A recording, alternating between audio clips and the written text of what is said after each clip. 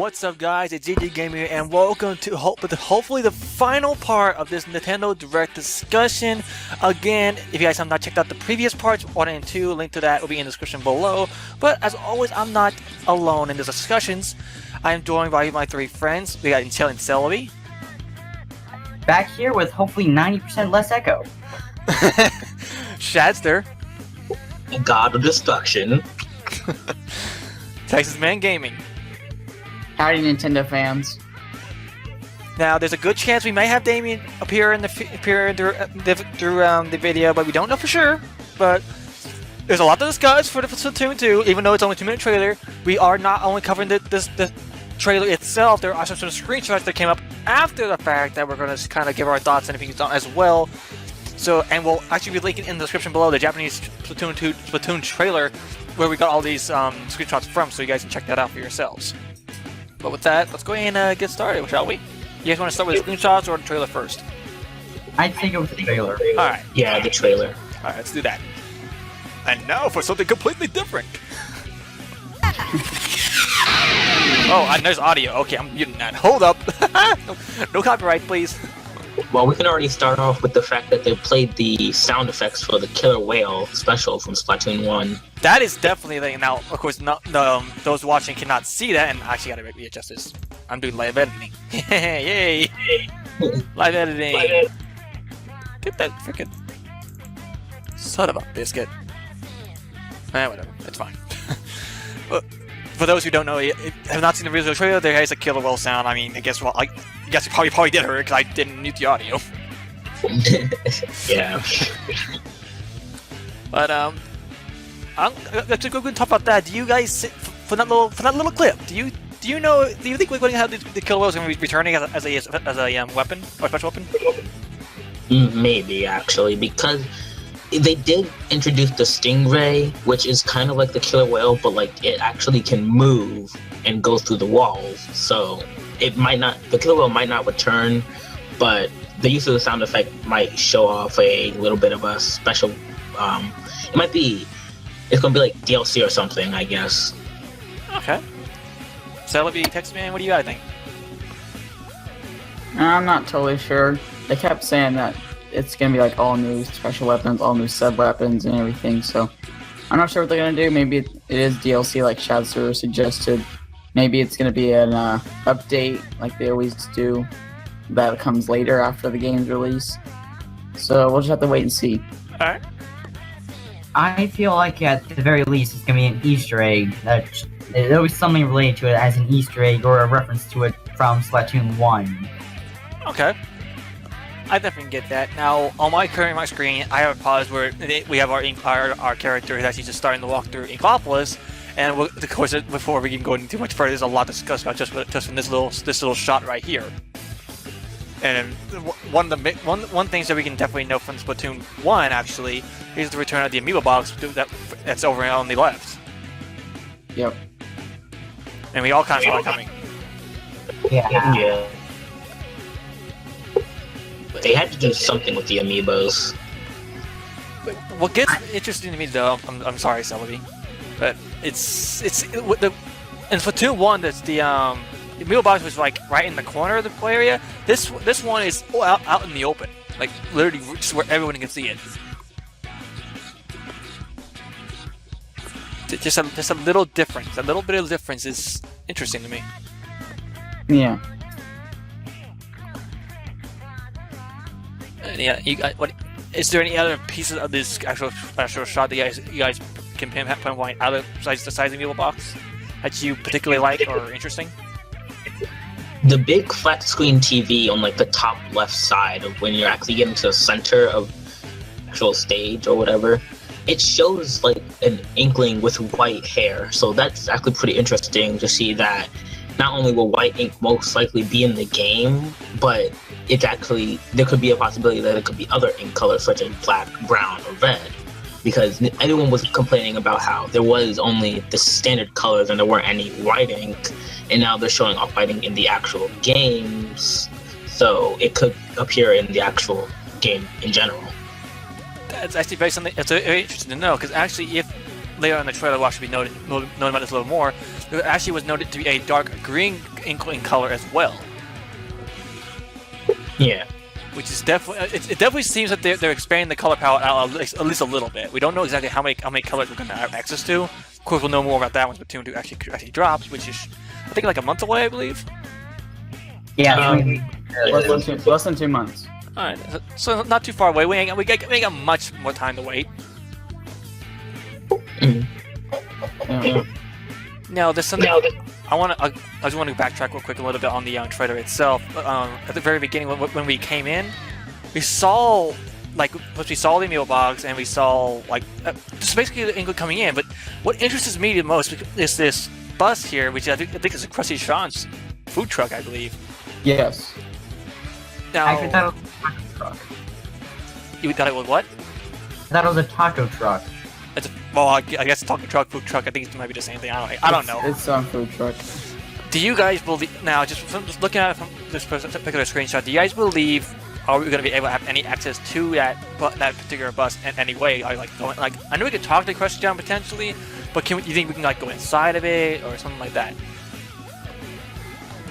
I think it's going to have to do something with I did read a couple of the Squid Sister stories about how Krusty Sean wanted to open his own shop, so that could be his own shop or whatever, where you can just buy gear or something.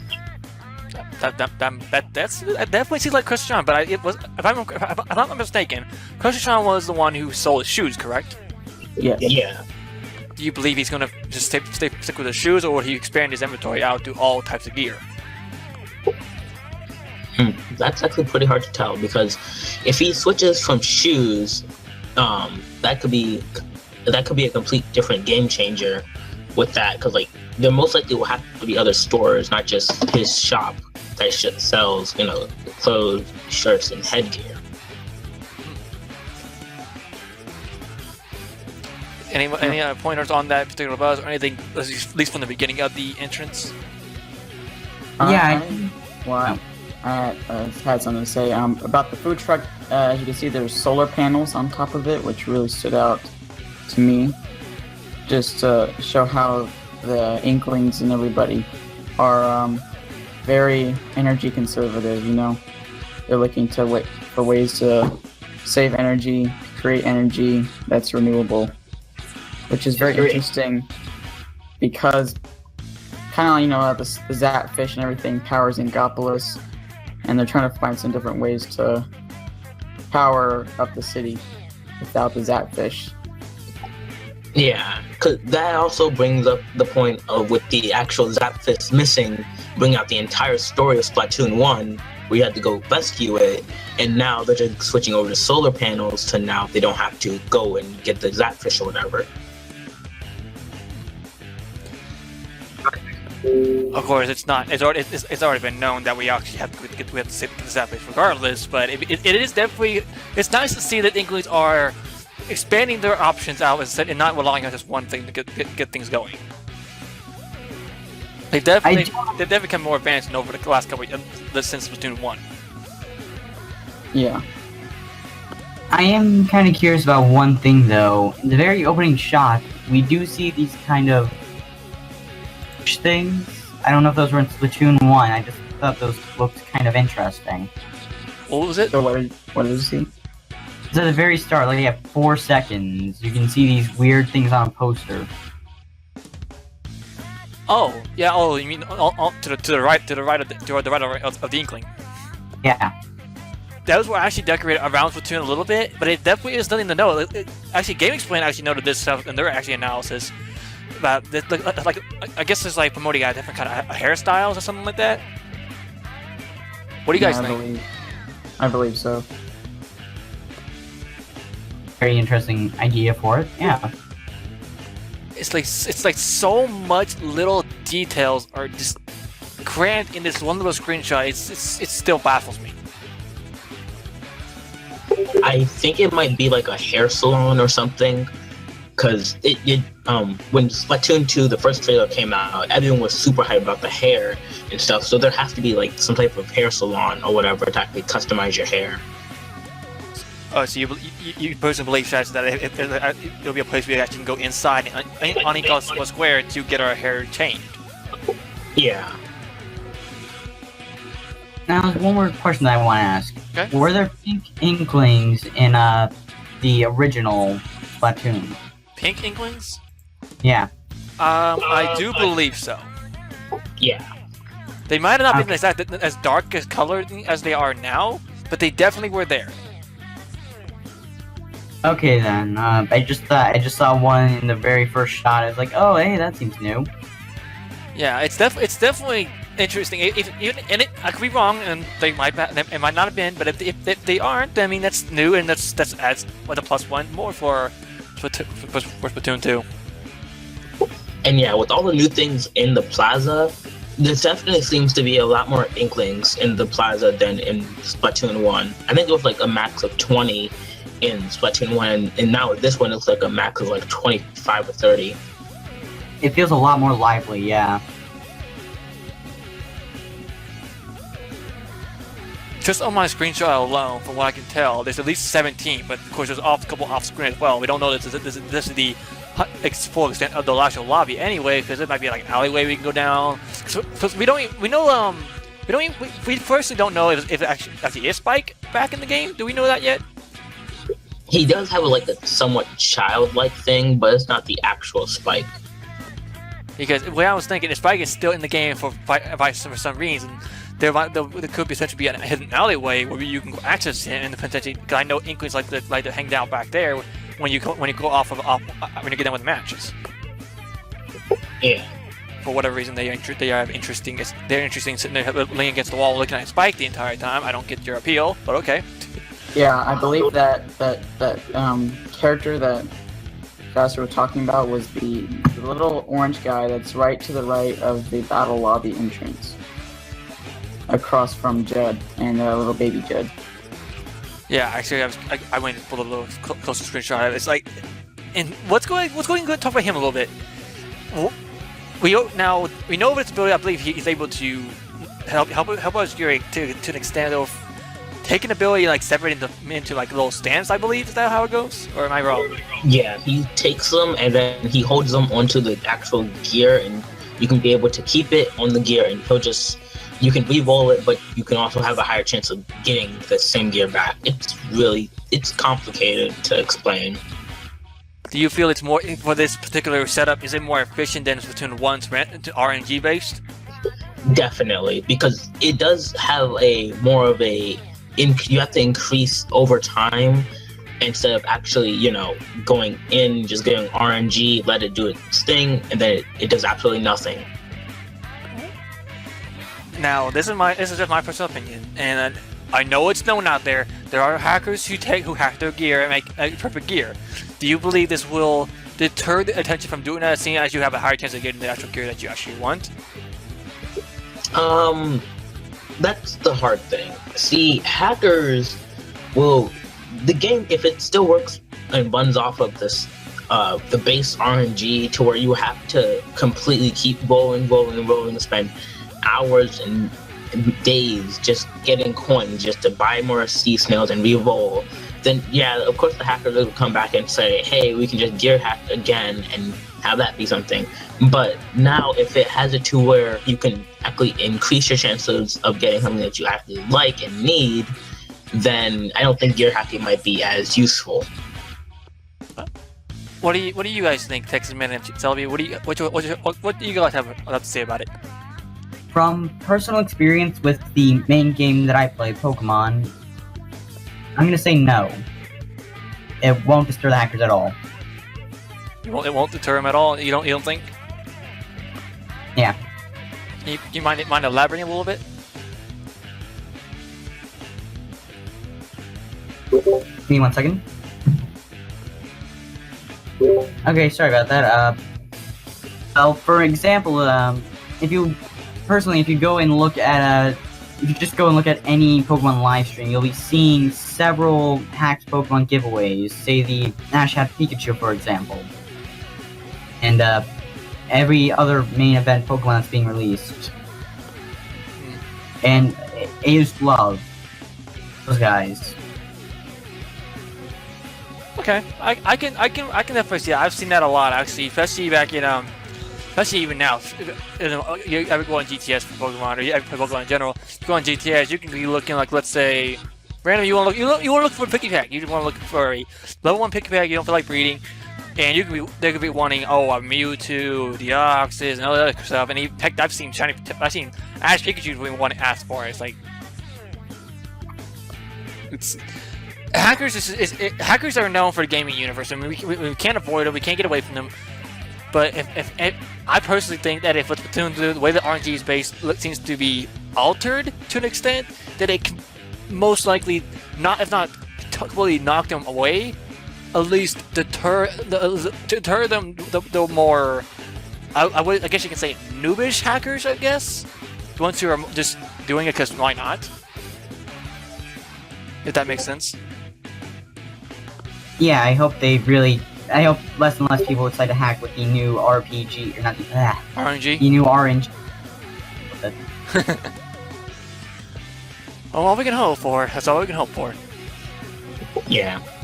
I mean, it was rumored. Now this is completely off topic, but it was rumored, and I heard this. I heard this from Etika from DW Network, that the Switch was actually getting hacked within a few days of actually being released. It was, and it was bad.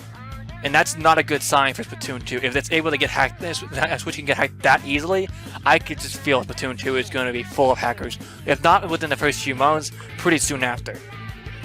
Yeah. No, I'm not 100% against. I don't like people who hack. I'm not going to tell you not to hack. It's up to you. But I mean, do what you will. Just don't expect me to agree with it. Hack at your own risk. There's a chance that you will get banned. Please do not complain and cry about it afterwards if you do get banned for hacking. We are not. We do That's all I not. have. We do not. We are not encouraging you to do this. Please just don't. Yeah. Just And don't. hopefully, if it does turn out that there's going to be a lot more hackers, because in Splatoon 1, they didn't really stop you from hacking in general. Like, once you hack, you can hop into Turf War or Ranked Battle and not get banned. But in Splatoon 2, what they need to do is increase the security of hackers getting into actual matches. That definitely makes sense, and I hope they do that. Simply because I was actually playing an online match not too long ago with Splatoon, and I think you saw a screenshot of it, Shadster, where we actually had run into a turf war match, and within 5 seconds the entire map was covered with the enemy ink. Really not when we weren't even able to get out of our spawn yet. Oh, Yeah. that's not even fair hack. That's not cool. Yeah. And I'll just go ahead and say this just for this on the side note: if you guys are dealing with hackers, have fought hackers, immediately block them on your NID, because your friends will get they will get on your friends list, and that will just cause problems for everybody else. So you see a hacker, please take care of them immediately. Yeah. It's just public service stuff. I think the only good hacks or somewhat okay hacks, I guess, are like the ink color hacks and the gear hacking. Those don't really change up the game as much, other than like the god hacks where you're invincible or the unlimited specials. Like, those actually make the game completely unfair. But with like gear hacking and the ink color hacks, they're just there for entertainment purposes. And for gear hacking, it's just for your people to get certain gear that they need and not have to go through the RNG. Then you have those people who have a damage up main, 3 damage up mains, and then like 7 damage up subs that should not even be physically possible. No, that's possible. There is Squid Force. Those have a higher chance of damage. So if you were able to get really lucky and just have complete damage up for all 9 subs, then that's good on you. But gear hacking is usually there for that main purpose of getting those 9 subs or 3 mains of perfects. I mean, obviously it is possible, but I do it's not as easy to get at that matter. Yeah. Gear hacking just makes it easier. Yeah. No, we're getting more off topic hacking. If you guys gonna go, if there's anything else about hacking, we go and wrap it up real quick so we can continue with the trailer. We're getting kind of off topic. Yeah, we are. Sorry. So it's all good. We go in more in depth than we should be, but it's all good. But I guess while we're on the topic of just with the lobby, okay, I guess we're just gonna ignore it. We can put Judd here, but we know about Judd from Splatoon 1. We know how he's like, I guess he was like put in a capsule and like clone or some shit. I don't know I don't know the exact details. I hope you guys can help enlighten me on that again. I'm not too sure about the history of Judd or anything. So he was put in a capsule, I think 1,000. Oh god. He was put in a capsule, I think 2,000 to 1,000 years ago by humans before the rise of the sea levels, and then when he was cryogenically frozen, woke back up to see all the squids around and became like, he was there for the first Great Turf War and then was sticking around for like the longest time. Okay. And we quickly know how Judd can be biased in some senses, but at one point it was Pyramid Mine. I mean, he also does give you money too, so. Yeah, and gear. Do you believe the mini Judd? I guess I don't know if we got an official name for the guy yet. But do you think the little mini Judd will have any significance to like how Judd, the way Judd did in Splatoon 1? Well, if we just go off the example of what Spike and the little Spike looks like from Splatoon 2 now, and see how Judd is still going to be one of the main judges in Splatoon 2, but the little Judd could have a completely different purpose than the bigger Judd. Since, like, if Spike has, you go in, you can get a sea snail, re-roll your gear, or add slots, and now the little one, you can be able to hold on to gear and hold on to different types of items and actually add them to your gear. Yeah, when I was playing the test fire, both on the results screen, it had both Judds on there. The original Judd was like on your side, and then the mini Judd was on the other side, holding each team's flag, and that's just how it looked how I saw what mini Judd was. So basically, it's kind of like the other side, but he might play some bigger purpose in the game. I'm not totally sure. I just find it funny on the results screen. The guy actually will have watched a little bit to Splatoon 2 test fire. How if the little mini Judd is what wins, Judd just falls flat on his face. Yeah. It's just hilarious. So little details like that is so interesting. It's so funny, but it works so well. Now, is there any? Now, of course, I'm gonna go. Is there any other thing you want to talk about Judd or mini Judd for that matter before you can actually move into the core of this trailer? Well, I had something to bring up about the Inkopolis Plaza again. What's it called? Inkopolis Square. Yeah. In this game. As noted, as also by Game Explain, apparently the entrance to Salmon Run is right behind Marie there, to the right of Marie, or to the left of Marie. We'll try to get in her perspective, or to the right, and from the England's view. I want to try to get a screen. Oh yeah, good screen image of what we got. But we just talked about actually. Okay, we can't get a good screenshot, but I do understand. I remember exactly what you were talking about there. TexasMan, how there's like a little ramp next up to the right of really going up to where Salmon Run is located, which is convenient actually.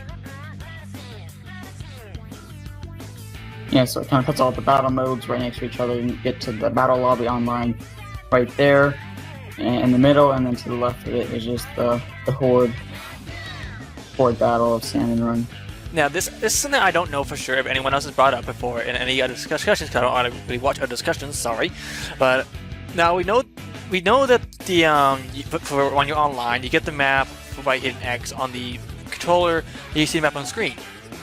Now, this was Splatoon 1, we had the gamepad, and you were able to click on like Plaza, Lobby, such and so forth, and go to certain parts. Do you believe that a similar function will be available while you're in the Inkopolis Square to jump directly to like a shop, to the lobby, into certain parts of the map, of the area, or do you have to just walk right to it? Yeah, I'm sure there'd be a similar function. basically how it works in the battle mode on Splatoon 2. On the global test fire, you could do that, hit the X button, it pulls up the map. But it really annoyed me when I played test fire because I was so used to it being on the second screen in Wii U. And the jump button was X, I think, in Splatoon 1, but now it's the map button, so every time I wanted to jump, usually hit the map button, and then that probably usually brought me to my doom, so... Yeah, jump button I believe now is set to B. Yeah. Which actually makes a lot of sense, because at most standard shooting games, or games in general, B button is normally what you use for jump anyway, so it definitely makes sense that Splatoon 2 has incorporated that at this time. Yeah. Any fun thoughts on Ecological Square before we move into the real meat of this whole thing? The one thing we all have a lot to talk about, I guarantee it. Oh yeah. One thing I do know about is the actual battle lobby. It has a completely new theme or whatever, so that's cool to see. Oh, and just unfortunately, EnchantedCelebi seems to have to leave us now. It's unfortunate. So, I mean, Celebi, Celebi, if you can come back, please do. But I guess we're gonna say bye to Celebi for the time being. See you, Celebi. Alright, Celebi. Hopefully Celebi will be joining us later in the discussion. I do hope for that matter, because I get having an outside opinion like that is definitely interesting. Yeah. Now, let's go ahead and just re-pick up on what you Shadster. You mentioned the style of the battle modes, I believe, is what you said? Yeah, like how in Splatoon 1 it was more of an arc form and it had like a very kiddish theme, but now it sounds like more techno and upbeat and steampunk or whatever. Yeah. That's good, but then actually it shows, and that actually just further iterates that the advancement of the equines over the last couple of years.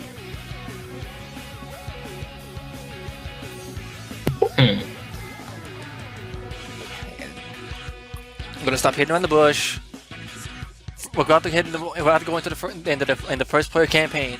First thing we see before entering is our Inkling zooming in on Marie. That's kind of familiar, if I do say so. Wait, actually, I forgot to bring up one point about Ecological Square. Behind Marie, there to the left of Marie, instead of the right, the left there is actually Ammonites. Oh yeah, that's actually a very good point. I'm glad you brought that up, because actually I believe Gamesman also brought that up in their analysis of the trailer. Yes. So knowing that Sheldon is actually so close, actually, that's good. I mean, of course, we'll go more into details about that here. I guarantee before much longer, but yeah, and it kind of makes sense too. But we'll probably talk about it later in this discussion. Yeah, but it's definitely interesting, especially like let's say, oh, I'm done with first player. I want to go and get a new weapon to go online. Oh, there's Ammonites. I want to go right there. Yep, instead of being right way across the way, like in Splatoon 1. It was interesting though how Ammonites was actually close. I think one of the closest stores to that of the lobby in Splatoon 1, and it seems to replicate that similar style in Splatoon 2. Yeah, it's like they kept it in the same place. And everything else is just changed around it. Mm-hmm. Alright. So let's go into the first player area, because I know we're all dying to talk about it. There's so much to discuss.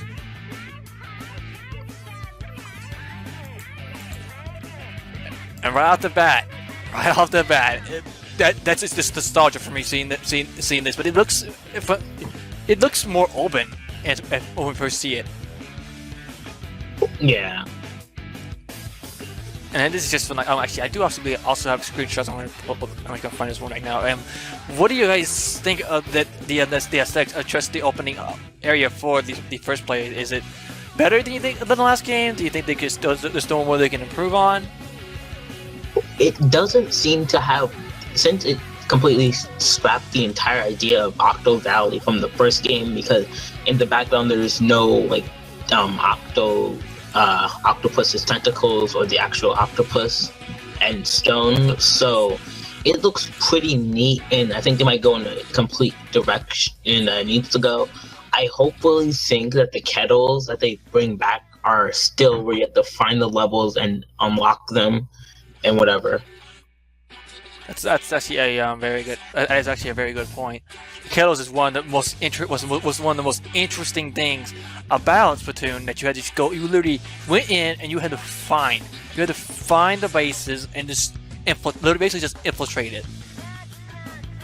And I personally just enjoyed that overall aspect of it. Mm-hmm.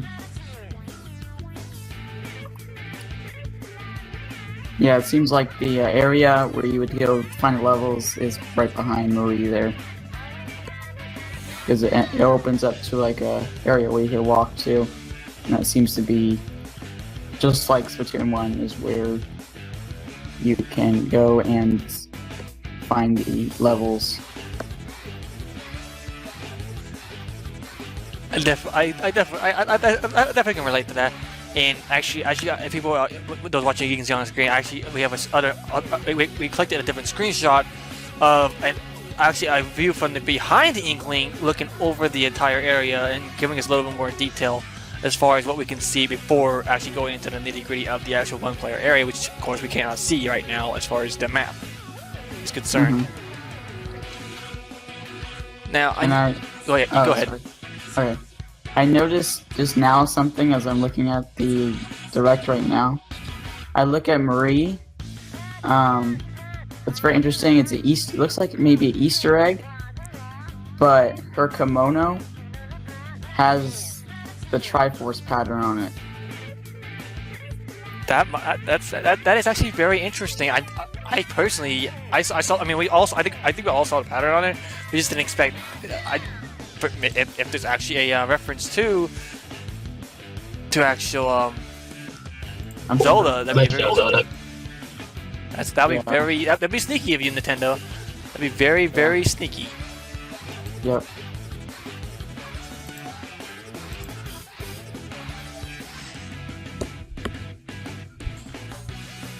And like as they're talking, Marie's talking to the player, and then she asks, "Oh yeah, I'm part of the Inkling sister. Was it Squid Sisters?" Yeah, Squid Sisters. And then the Inkling's like, I don't know who that is. So it seems as though that the Squid Sisters have just gone off of people's minds and they haven't been very popular lately. Yeah. I just feel bad for Marie though. It's like I'm Squid Sisters. You don't know who I am. Well, they built up such a big reputation, both Callie and Marie, in Splatoon 1, and to only find a new Inkling to recruit, and not even be known as what they were actually known for. That just for me is just disheartening. Just from a fan standpoint, I can just feel how that would feel, just be for Callie and Marie. Yeah. I mean, Callie's face, not Callie, but Marie's face in the trailer says it all. Just jaw drop, shocked. I mean, I can relate. I can relate. Like being forgotten over time and stuff. Like as EG triggered. Oh my god. I am not triggered. Okay, I am Team Callie, not Team Marie. I'm not triggered. I'm good. But actually, very interesting thing you mentioned earlier, Shadster, about the squid stories. I believe I was saying squid stories. Yeah, the squid stories. Where they detail leading up to this particular trailer, or just Splatoon 2 in general. It details more about the history behind the what transpired after the last Splatfest between Callie and Marie, and it's I don't know why, but had they have done that for Splatoon, it wouldn't have fit. But for Splatoon 2, it gives more details about the story than we actually that I personally expected to even get. I expected details about, of course, Callie and Marie. I mean, because we didn't know much about them. But the fact that we got information on Krusty Sean, what he's doing, Sheldon, and just everyone else that we know from Splatoon 1, that except had a cuttlefish, we don't know much about him as of right now. As far hopefully find out more. If hopefully he's not ripped. But what do you all think? Just about this, while we're talking about the stories and leading up to Splatoon 2, what do you guys personally? What's your personal take on it? It's gonna be more interesting because we know there's no Captain Cuttlefish in sight. Callie is missing. So whatever happened in the Squid stories that lead up to this exact situation is going to be pretty interesting. We don't know exactly what transpired to actually happen to make Callie disappear either. That's what's really interesting. Yeah, but according to the Squid Sister stories, what coincided with Callie's mysterious missing is the breakout of DJ Octavio from the prison. So you said his name, and now I have his boss stage music in my head now. I gotta say this. I didn't say this was for Splatoon, but his music for his boss, like 10 out of 10. Best boss music I've ever heard. I had to put that out there. But God, it got me hyped. Just wanted to keep. It made me want to keep fighting him. Just over and over. Just over and over. Yeah, the boss fight was really, really exaggerated out, and it showed that it was going to be a fight for the centuries.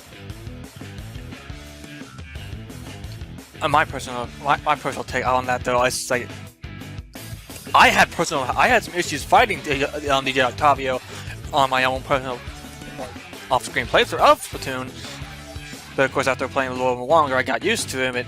I would assume that you had a easier time fighting him. Because I'm a god, of course. Let's be realistic here, Shadster, though. Let's be honest. Let's actually be realistic, though. The first time I had it, I died once and then kicked his butt. That's all that happened. So basically, Shadster's a fraud. No.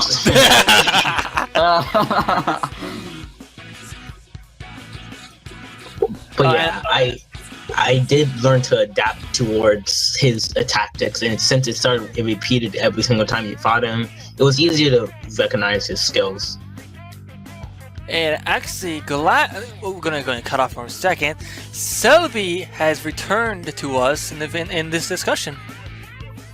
I am back, and I am very glad to be back. And we are glad to have you back. We haven't really made much progress, so you haven't missed much. Master, you're not God. I'm Hack's God, so I outrank you. All you missed was just the Easter egg I found. Oh. And Shadster's a fraud. Yeah. Oh yeah. If you're curious where we're at, Celebi, we're actually on where Marie is talking to our character. All right. The last sentence I could on my screen at least is "You've never heard of me." That's where that's why I'm currently paused at. With her shocked expression, I swear, somewhere, someone has made that image of Marie into a meme. I swear it's a meme right now. I swear it is. Someone has made that into a meme. I know they have. Marie, you have joined the meme party. I know you have. That face is asking to be memed. Sorry, I don't want to be alone. I hate being alone in the meme party. Nope, no memes. Oh yeah. Nah, Celebi, I can't become memes if Marie can't become memes. No, I found this one. I will not put that on screen. No. Okay, we're gonna move on. Okay, and can we just say, take the book away from Marie. She drops the puns. You gotta show that one. You're the one who's supposed to be hiding the book. It's your fault. You never heard me? For eel? You're supposed to be hiding the book, CG. I hid the book. It's a squid. I can't do much No. about it. Not a squid, it's a kid. No, it's a squid sister. Get it right. And besides, I have enough problem having to keep it away from Vladius. I can't keep it away from Marie either.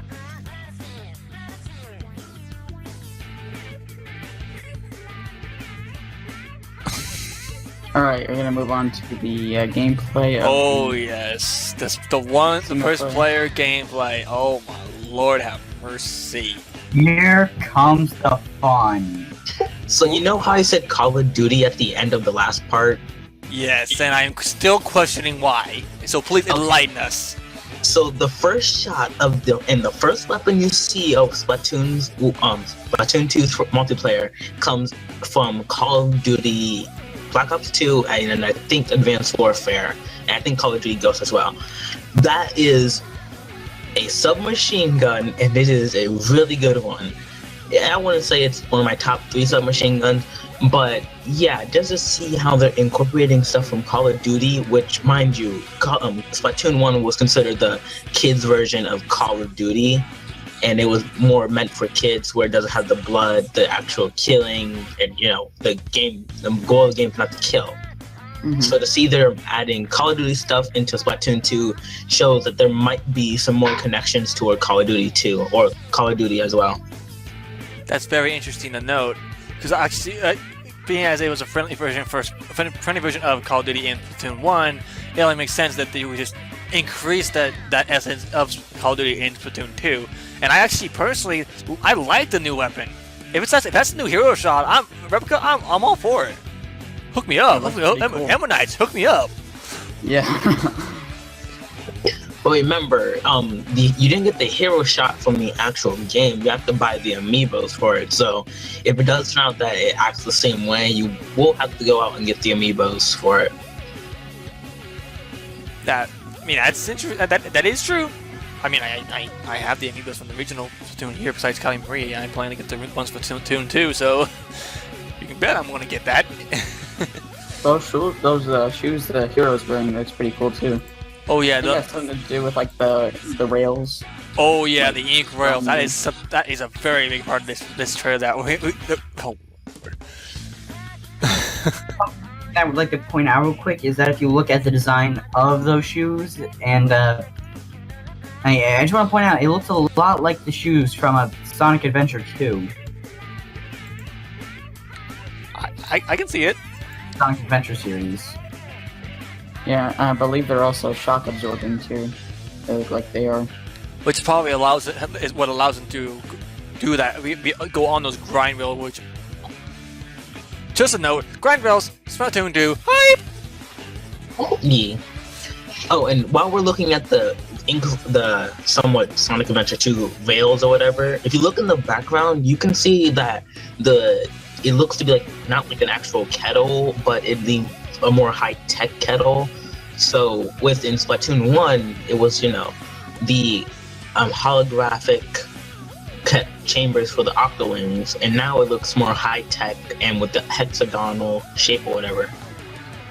That is very interesting. I mean, we know the Inklings have advanced over the last couple of years, and apparently the Octolings are no slouches either. Yeah. It's only to be said from the squid from our Inklings natural born enemy, apparently. Hopefully that does appear. That does change though. And let's just say, our Inkling at the very beginning, when you get that face shot of holding the gun, she looks so freaking serious. Like, come on, it's not. I mean, you gotta save Callie. You gotta save the freaking Zapfish. But calm down. No, this is clearly a gang war. So what? And the Splatoon 2 is just a full metaphor for gang wars. Oh, stop! Yes. Stop! No. Stop it, please. Not that in depth. No, please no. Fine, I'll put Nebby in the bag. Yeah. all the means. Okay. Which, okay, I went a little bit further after we have seen our decked out Inkling in one of the best gears that I personally see from Splatoon 2 thus far. We actually get our first look at one of the newest enemies, which apparently loves the flotation device. Please, can someone give their thoughts? Because I'm kind of just trying to understand why. Well, I can see Splatoon. I love how we see a bunch of new enemies like this one with the Octoling on the balloon. They are trying this game. They're bringing in a lot more new enemies, which is really cool. It makes the game, fresh, quote unquote. Stay fresh. Yeah. Oh god. So yeah, and it like that. It just adds a fresh new take on it, making Splatoon 2 just really different from the first one. Yeah, it does have the Octoling have a more army type of vibe, and like I know the standard Octolings, not the ones like the female Octolings, but they have more like the bowling balls, the big squishers that actually just fly above you, the miniguns, and the snipers that are returning again. So that's one thing for sure. Speaking of things that are returning, Sponge Blocks. Oh god. I'm sorry. Yeah. I was a big fan of the Sponge Blocks in Splatoon 1. I'm so happy they're back. Even though those things have kept bombing my freaking sponge when I was sitting in it trying to kill me, I really hated it. They get me triggered. So, you're just yourself, right? Stop. I'll stop. Just stop. I'll stop. So there is one point, I don't know when it is, but it's like it's like after you first meet the female Octoling and how they have the carbons and stuff, you can tell that Moray Towers is also making a turn in the single player mode. Just how in Splatoon 1 had Urchin Underpass as one of those major stages, and also Bluefin, and also Kelp Dome, where they would be in multiplayer and then also come into single player. It seems to be they might do the same with a couple of the fan favorite stages, such as Moray Towers, because Moray Towers was already confirmed to be a multiplayer stage in Splatoon 2. So what other stages could possibly be Splatoon 1, so Splatoon 2 single player? That's very interesting because like you said, all we know is that Moray Towers is one of the returning places from Splatoon 1. We don't know exactly if there's any others, or if for that matter, if any more new stages will be released. Because we know a lot. I think like Pump Track is one of them. It's like I think like a concert hall is one. I don't know the exact. I don't remember the exact names for all the stages. I do apologize, but Yeah.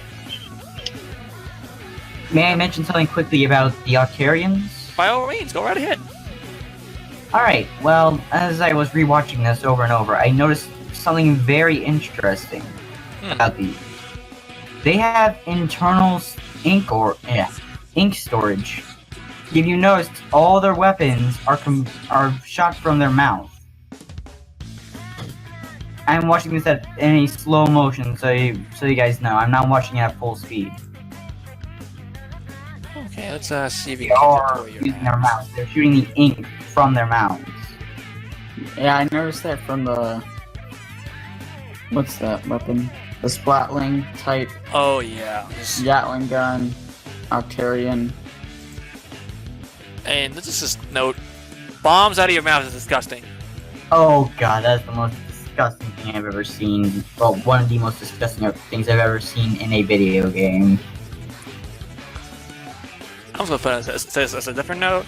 The freaking Splatling, Octoling, when he's breathing and his eyes go over, like, that's just hilarious. Yeah.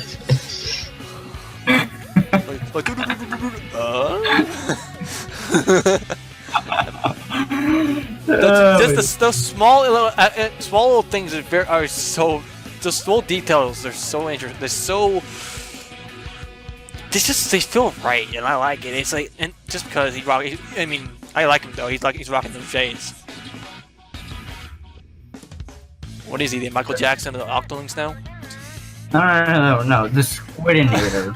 Squidinator. Oh god, you made a Terminator reference on me. Come on now.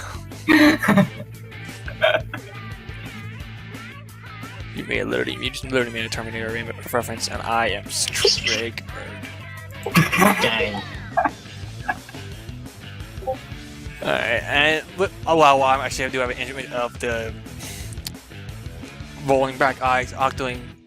I don't know what the heck I'm supposed to call him, but as we do notice in the background behind him, there's actually the Zappish not too far behind. That is so wherever it is funny, sunglassing, eye roll back. I'm gonna shoot ink out of my mouth. Dude, it's gonna be interesting. It's towards the end of the level.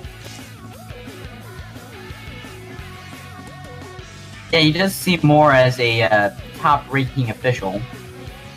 And like you said, an army, he does seem like he has a higher rank, mostly due to the hat, I'm gonna say. Oh, like he's wearing hat. I don't see a hat. I see his tentacle or what have you is the position in a different style.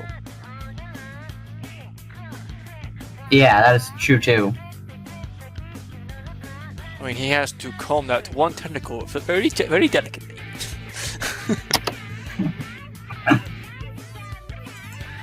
Well, one thing I did notice as well is that multiple of them can appear at one point in time. Good thing he brought that up, because actually in this case, I just stopped on is where it shows the Tenta missiles in action, shooting against multiple enemies. Which confirms that special weapons are in the single player. Yeah, not only that, but multiple enemies are on the map at the same time. I'm sorry, Shadster, if I talked over you. Oh no, I was just gonna bring up the fact that in Splatoon's 1 single player, it did have the specials. It just had the Inkstuka, the Bubbler, and I think that's it. I think Bombrush was there a little bit once too. Yeah, it was like and really rare. rare. One, so. Oh, no, wait, I made a mistake earlier. I guess we'll get this to in a minute, though, after the carried, so I'll wait with it. Oh, go ahead, feel free to correct yourself. Alright, well, there's this, I don't know their official name yet, I'm not 100% sure, but she does look like a Squidinator. No, I'm serious. She has a red eye. She's out to kill. Eliminate, exterminate. She has a lot of rollers too, so she's already gonna be annoying enough to fight. That's actually something interesting. Not to mention that in Splatoon 1, we know the Octolings will be carrying around the Octoshot Replica, the weapon that you access to, I believe, level 40 in Splatoon 1. But in this Splatoon 2, we see them with the Octoshot Replica, which confirms it's returning. We see him with the Slosher, with the Blaster, the Roller. It's like they literally give every weapon class to the Octolings. It's like, oh, you can use these, and we can use them too. Mm-hmm. I like that. It gives more. It lets you have the chance to fight against every weapon type before even heading in to multiplayer. Yeah, and on the note of the weapon types, that's the point of what Sheldon helps with in this. The single player is where he can help you change the weapon that you want to use. Perfect time for bringing that up, because we actually just got in that clip where it drops off the Hero Charger, which that is now makes a return as well. Hello, Sheldon. Yeah, we can see him using pretty much all the other weapon types. Yeah, I love this. The screenshot I have currently. We have the potential new Hero Shot, the hero dualies, a hero roller, a hero slosher, a hero octobrush, a hero blaster, a hero splatling, and it looks like the hero charger up in the top. Wait, Yeah. I'm telling you, that splatling. Oh my god, it looks like it's either silver or chrome. It looks clean. Yeah. I might be rocking out with that Splatoon 2 single player. Forget everything else. Oh god. That thing looks clean. I just like the shine. Oh my god, like everything else is all hero colored, but this one's just so shiny. I'm fanboying right over here. I gotta stop. Alright, on the note of the weapons from Sheldon, as we are actually getting split up each weapon one after the other. Is there a particular weapon in Splatoon 2, one single player, that you will actually be using, or will you just kind of use every single one and just find your weapon? I'm definitely going to be using the splat charger, because with the new, you can hold your charge now. That's actually pretty helpful with the getting used to left peeking and right peeking. Why didn't they have a Splatoon 1? I could have actually gotten better with the sniper if they did. And I wouldn't have gotten bodied by Shadster sniping as much. No, you can never touch my snipes. Custom junior main. And I'm just gonna I am not sure the name of these, but around 159 on the time, that is the weapon that I would like to use. It's pretty much like two separate guns. Oh, that is the hero dualies, the newest weapon added to Splatoon. That is gonna be one of my favorite weapons, I can already tell. Or actually, I guess they're called the hero splat dualies for the one player, and called the splat dualies as the original name. They seem like they'll be a very quick, fast weapon for taking down opponents and not so much taking over turtles. That's actually almost spot on, because actually they actually bring up mechanic with them that you're actually able to roll, and when you after the roll animation ends, your reticles actually align up together, so you actually get a direct shot. Otherwise, the reticles are side by side. The perfect weapon for me, I can already tell you that. I'm definitely going to try them out. I like the design of them.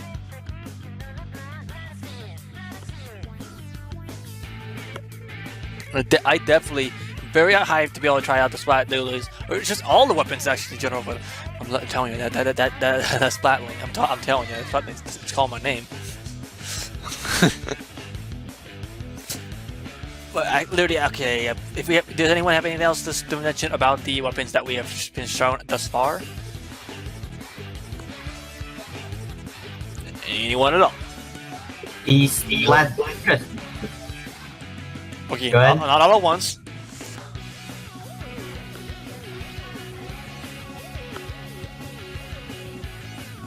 Okay, don't everyone pick it once now. Okay, I thought he would. Oh, I guess so. We can go. I feel like I'm just gonna call this Splat Zuka, where you get just like one giant shot. It's just like a fairly slow weapon, but it seems like that's gonna be a heavy damage weapon. I don't know if it was in Splatoon 1, but it seems like it's gonna be very powerful and very interesting. Splatsuka, I think you're referring to the hero charger. Yeah, it's like this. It's like a one large gun. Yeah, you have to do a splatling with a splat charger. If it's one shot, it's a splat charger, and it was in Splatoon 1. But you're only able to access it if you buy, I believe, the Inkling Girl Amiibo, if I do remember that correctly. Yeah. Maybe they're gonna do something like in Splatoon like they did with Mario Kart 8 Deluxe, where they include all possible DLC from Splatoon 1. I don't know. I mean, we do know for a fact that the Dynamo Roll returns from the previous trailer we've seen. Just please no Little Blaster, please. Oh no, the little blasters are coming. They're No, cringe. crazy how I feel about the Splattershot Junior. Yeah, your custom junior's coming back, so you can keep your main. Oh, bad. Oh boy. Okay. I'm gonna.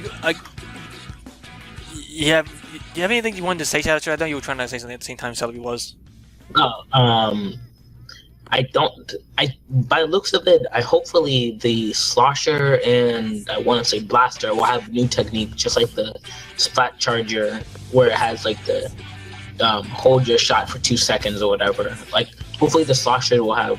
I'm hoping like they can flow their ink a lot more vertically instead of horizontally and things like that. And for the blaster, I would hope for a customizable blast radius. Okay. Hopefully nothing too crazy, because we don't need that. Oh, you never know. No! CG triggered.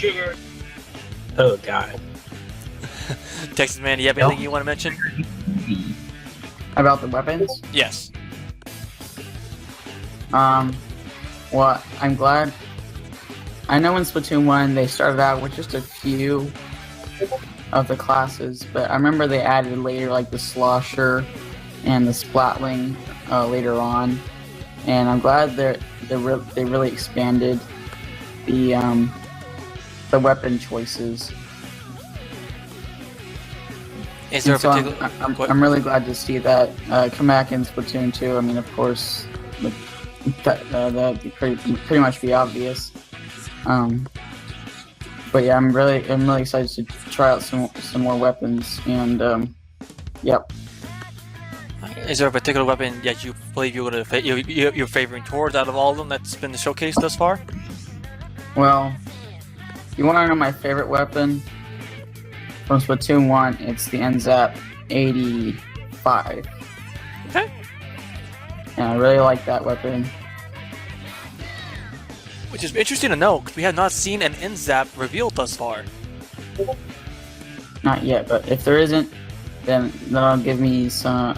Because my main is the NZAP 85, but or is it the 89? I don't remember which. I think it's the 89. Is it the Sprinkler Ink Strike one, or is it the Echolocator? It's the Sprinkler one. Okay, I think that's the 89. Oh yeah, it's the one that's orange. I think it's the 89. It's the Nerf gun. Yeah. It's legitimately the Nerf gun. But yeah, I don't really play with the other weapons too much on Splatoon 1. Just as ends up 89 mostly. But if it's not in Splatoon 2, then that can give me an opportunity to try out the other weapons and see which one I like best. Alright. At least you're open up to the options. Yeah. I feel like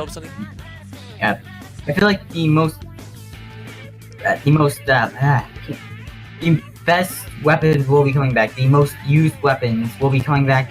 The weapons that people use the most.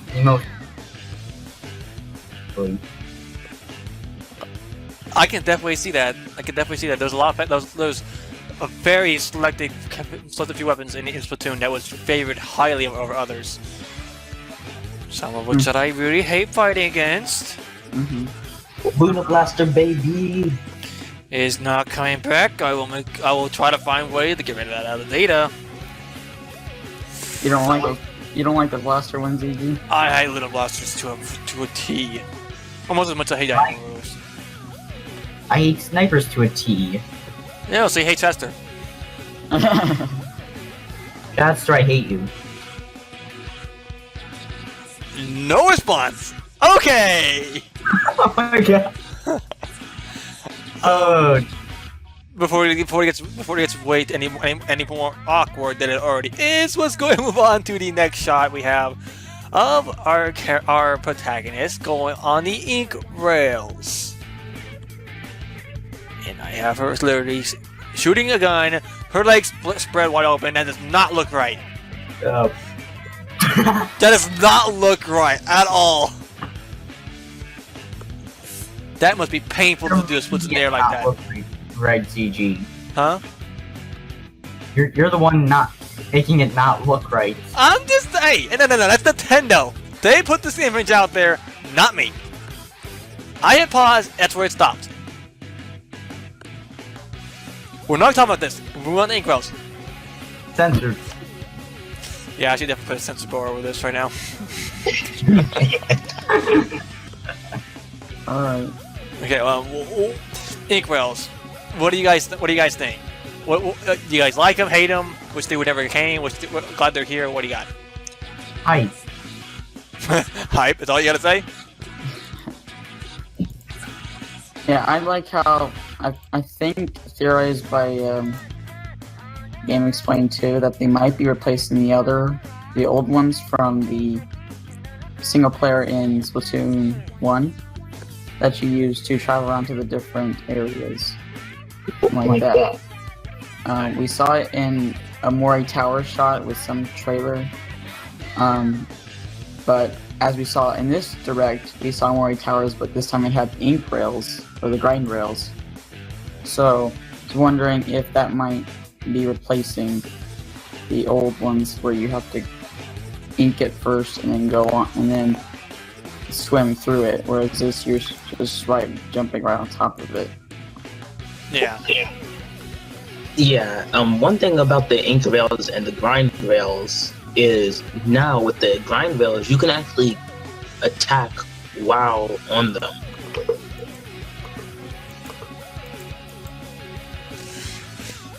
That's actually very interesting because I believe when you were in the ink, I can't remember what they were called in Splatoon, like I think ink line or something like that. The ink rails. Ink rails. Okay, so I'm getting things mixed up here. The ink rails in Splatoon, you were only able to slide through. I mean, you were able to jump out and I believe attack from while doing that, but you had to be careful because if you messed up, you could fall off and die potentially.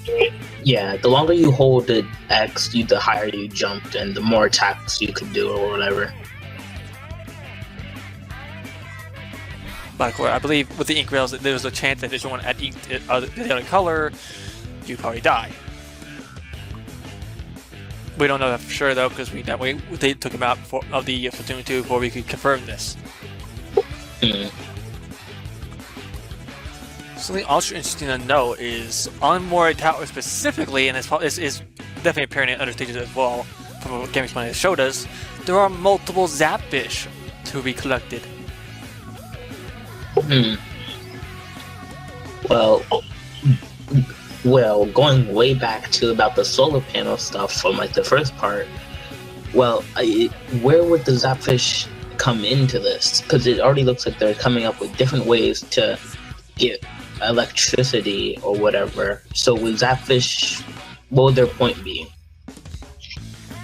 I think it's just my personal opinion though. The Zapfish is what's the main source, but they are able to use alternate ways to keep power going. But I guess they prefer the Zapfish power over that of the other because maybe the others isn't unstable potentially. Yeah. I mean, they seem to be doing a lot better than they were doing before without the Zapfish. So. Yeah. And for all we know, the Zapfish may not be there because they don't need it. I don't know. We don't know for sure what's all happened. Maybe the Zapfish are becoming in danger to the point where they want to protect it instead of it just using it for a power source. Well, if that's the case, the Octolings are doing the opposite of that. That's where I got the idea from. It looks like they are using it to power whatever they're doing.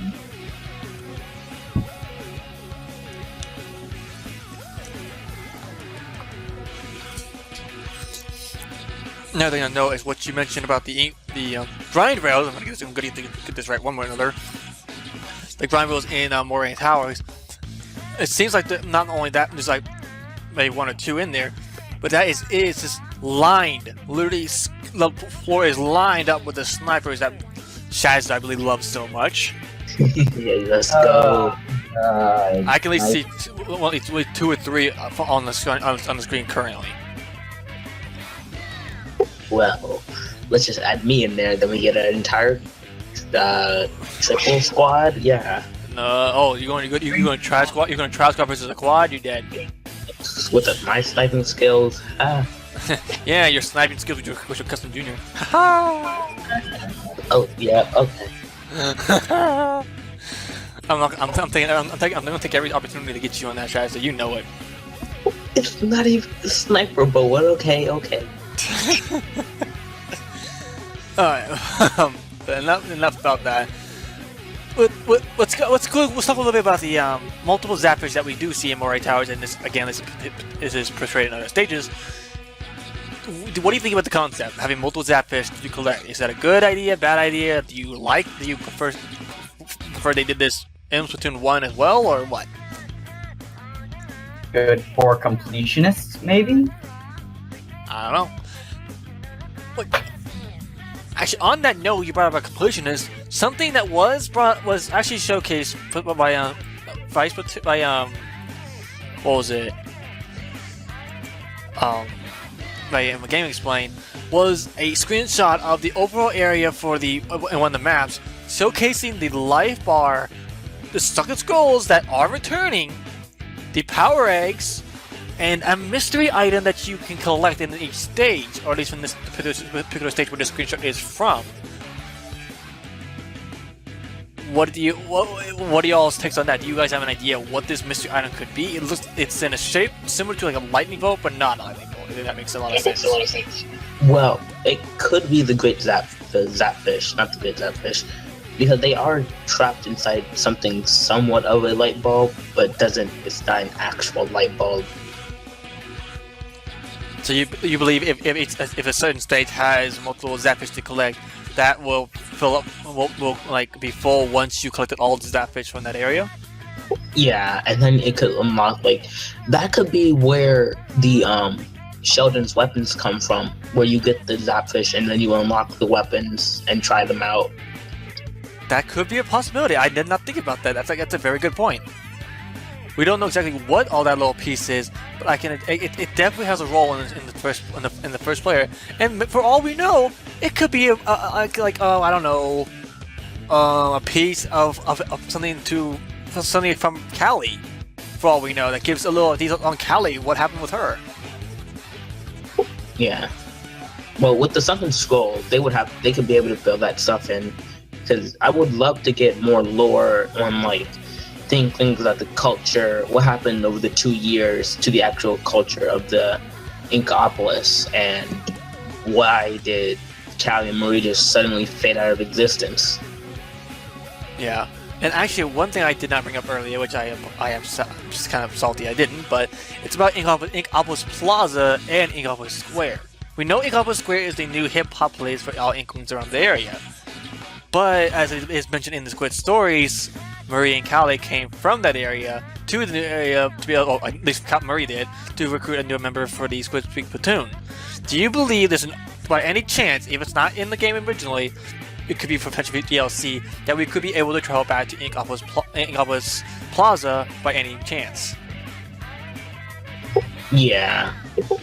Because it would either for the nostalgia, because Inkopolis Square or Inkopolis Plaza was a big place and it had a lot of little details here and there. I do think that you might be able to return to it, though I feel like it'd be extremely limited. Not as big as the original Inkopolis, just maybe you go there for like a single visit or maybe something else, but I feel like it's being more limited than open. What do you think, Texas? They could possibly do that, make a travel, maybe incorporate maybe the trains like we saw in the Inkopolis Plaza, Platoon 1, where we used to be in the back. They might incorporate some kind of travel point, but I'm not totally sure. Okay. One thing also to actually go ahead and note is with Koshi-chan's food truck that we saw. There might be a possibility now. This is completely thinking outside the box. What if Koshi-chan is Koshi-chan's food truck is what we use to go back and forth between Inkopolis Plaza and Inkopolis Square? Should that be an option? I would there would have to be a major reason to go back to Inkopolis Plaza, unless it's like you can get some certain gear or nostalgia gear from that Inkopolis Plaza, or you can even use Spike to get certain things. That could be that too, and potentially when you go back once you finish the first player, maybe Callie's not in Inkopolis Square because she doesn't know it exists, and she's back in Inkopolis Plaza, and you have to go find her in Inkopolis Plaza and bring her to Inkopolis Square. Yeah. I mean, I wouldn't see why she wouldn't know what's going on about Inkopolis Square, but being as looks like her situation is kind of in a bit of she's been in a bit of a pickle right now. I wouldn't be surprised if she would forget.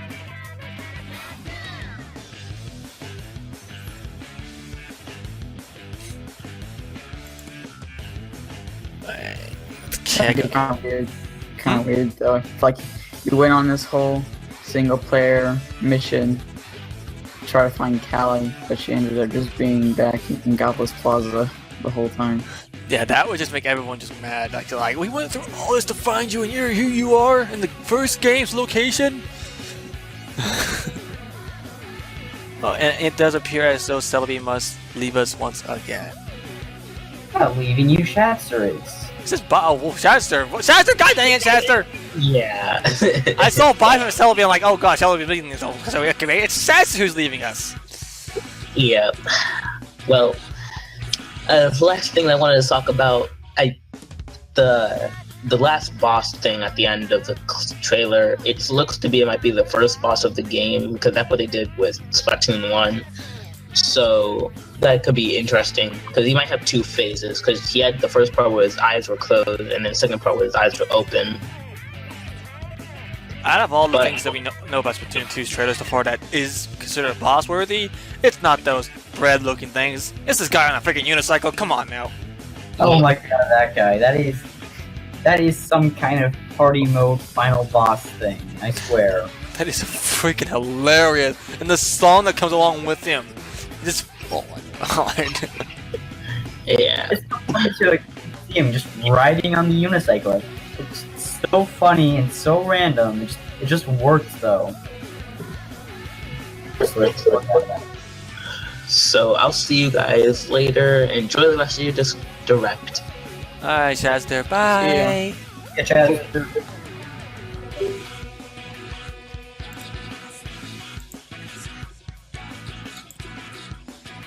But yeah, this I guess we can while we're on the topic of this unicycle biker guy, some sort of with a roller made out of tires. Do you guys think he's obviously a boss? Obviously, that's definitely confirmed because because of the stage. Mm-hmm. Oh yeah. Now, do you think that's gonna be an immediate boss, a midway boss, or close to the end where we know for a fact we're going to fight each other? Tavio again, because that's just how Splatoon goes. He's more of a midway boss because he doesn't seem like he's gonna be so overly amazing, big, and powerful. No, he just seems sort of like a hey, fight me, otherwise you won't be able to progress kind of thing. Mm-hmm. I would feel like it is more mid-level boss, as Celebi said. And I feel that the oven toast one, whatever that is, I'm pretty sure that's probably a boss. I think that'd probably be more near the beginning. Maybe the first boss, as Shadster pointed out. I can see that. I can definitely see that, but let's just be honest.